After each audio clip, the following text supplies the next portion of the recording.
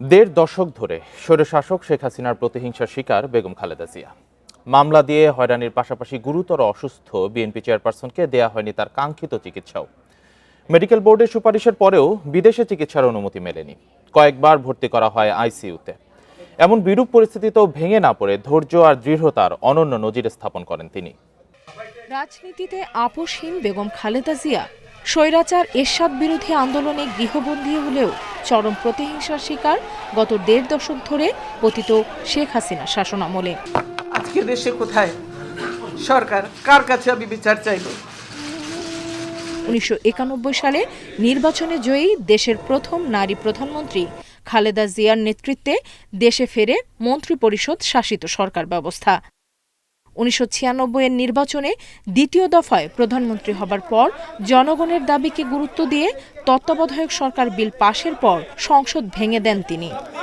এরপর 2001 সালে পুনরায় সরকার গঠন করে খালেদা জিয়ার নেতৃত্বে বিএনপি ও 4 দলীয় জোট।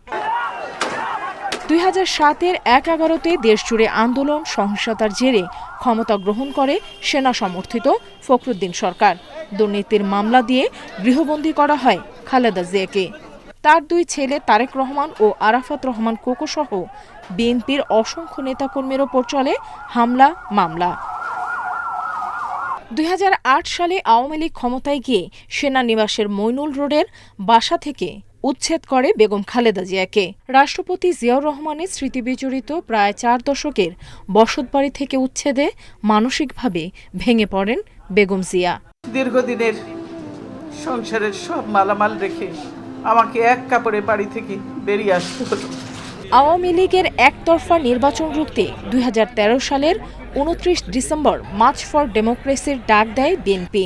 ক্ষমতা দেখব কতদিন আটকে রাখতে পারেন। খালেদা জিয়াকে আটকাতে তার বাসার সামনে বালুর ট্রাক রেখে তাকে অবরুদ্ধ করে রাখে স্বৈরশাসক।